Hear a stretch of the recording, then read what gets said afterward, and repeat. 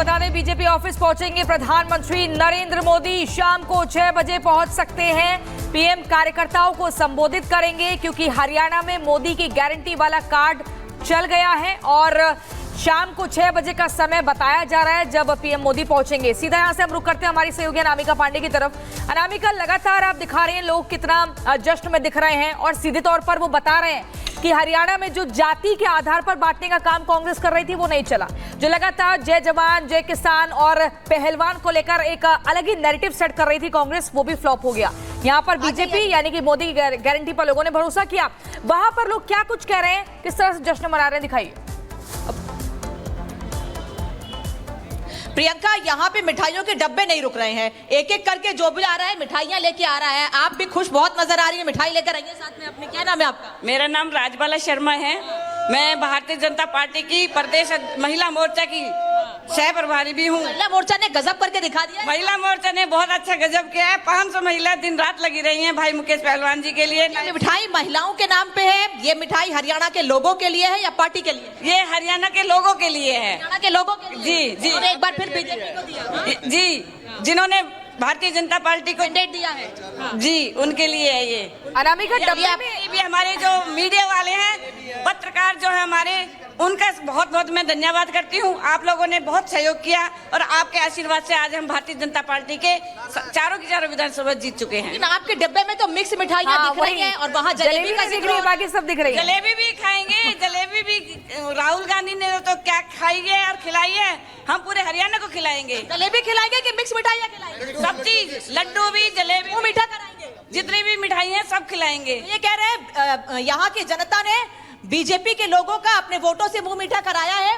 तो हम लोगों का मुंह मीठा कराएंगे अलग अलग मिठाइयों से। कैसे जाएंगे जनता के बीच? क्या कहेंगे जनता से? मिठाई है जब जलेबी वो लिए हुए नजर आ रहे हैं नानका, तभी लोगों को उसकी मानसिकता। कोमल का रुख करेंगे हमारे साथ, कोमल भी क्योंकि लगातार बनी हुई है। कोमल, 2014 की अगर हम बात करें, अगर 2014 की हम बात करें तो सीटें 47, उसके बाद 2019 की बातें करें थोड़ा आंकड़ा घटा था 40 सीटें, लेकिन इस बार सीटों का ये आंकड़ा बढ़ते जा रहा है।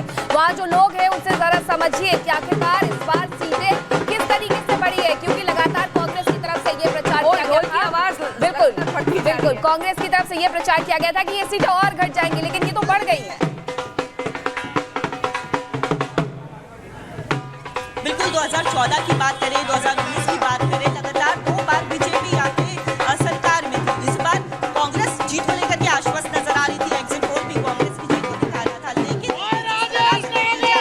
पूरी तरह से बीजेपी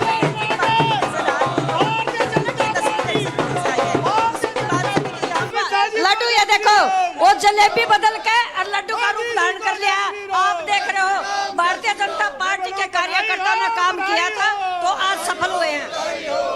बड़ी जीत है ये, बड़ी जीत है ये। नाम क्या है आपका? देखिए, निश्चित रूप से मैं धन्यवाद करता हूं हरियाणा प्रदेश की जनता का, जिन्होंने भारतीय जनता पार्टी के काम को देखते हुए 10 साल के जो कार्यकाल के अंदर जो हमारे विकास के जो काम हुए उन पर तीसरी बार मोहर लगाई है। मोहर तो लगा दी, लेकिन जरा ये इस बार जलेबी का जिक्र बहुत हो रहा था, लेकिन लड्डू निकल के सामने आ गए। देखिए, जलेबी की बात ऐसी है, जलेबी हलवाई बनाता है, लेकिन राहुल जी को ये पता नहीं था और वो फैक्ट्री में जलेबी बनवाने लग गए थे। तो जलेबी के हिसाब से ही बनती है, लड्डू भी हलवाई के हाथों से ही बनता है और जलेबी भी हाथ से बनती है।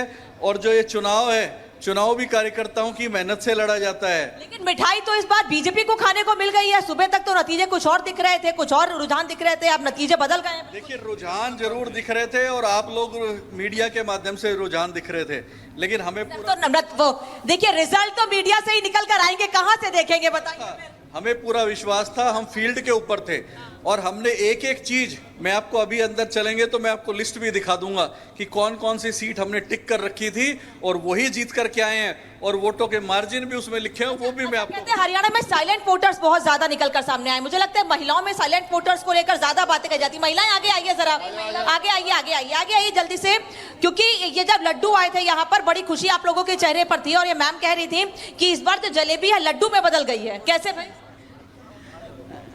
मोदी जी का विश्वास, हमारी जनता का भरोसा मोदी जी पर, और जलेबी तो लड्डू में ही बदलनी थी। और बीजेपी के लोगों को लड्डू ज्यादा पसंद है इसलिए ऐसा है जी, लड्डू एक एक बूंदी से बनता है और भारतीय जनता पार्टी एक एक कार्यकर्ता को लड्डू की तरह रखती है, जोड़ के रखती है, जोड़ के रखती है। जोड़ के रखा था उसी का अनामिका, फायदा। जिस जलेबी का बार बार जिक्र हो रहा है उसी जलेबी के जरिए जीत हासिल करने की कोशिश कांग्रेस कर रही थी, लेकिन यहाँ ये कहें कि उनके मुद्दे ही जलेबी बन गए और जनता ने कुछ और ही सोचा, और जो हमें इस वक्त रुझानों में नजर आ रहा है। कोमल हमारे साथ है फरीदाबाद से। कोमल, ये बताइए वो कौन से फैक्टर है जो जनता मान रही है बीजेपी के लिए बड़े फैक्टर रहे जिसने ये तस्वीर पेश की?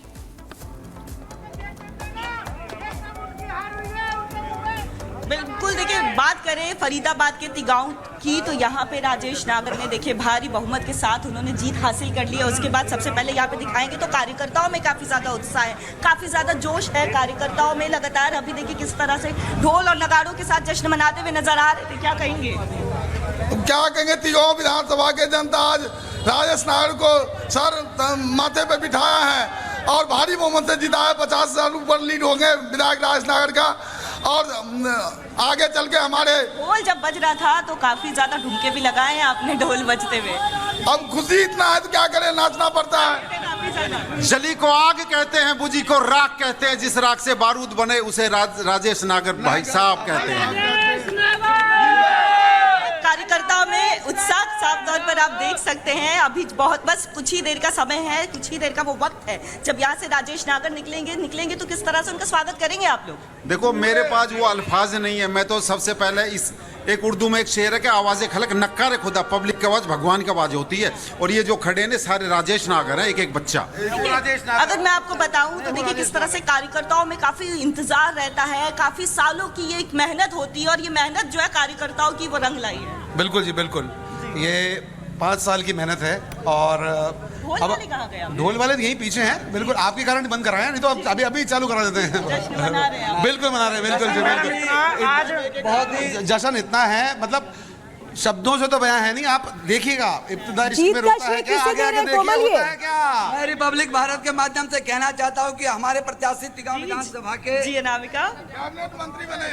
जी अनामिका, इनको ले लो, ये हमारे सुनो पिछली बार से दुगनी वोटों चुनाव जीते। ठीक है कोमल, आप लगातार लोगों के बीच में हैं, वो अपनी खुशी को व्यक्त कर रहे हैं, लेकिन अनामिका पांडे के पास एक बार फिर से हम चलते हैं। अनामिका, आप लगातार वहां लोगों से बात कर रहे हैं, वो कह रहे हैं कि हम लड्डू बांट रहे हैं, लेकिन कांग्रेस ने तो सुबह तक ये ट्रेंड सेट कर दिया था कि आज से जलेबी दिवस की शुरुआत होने जा रही है।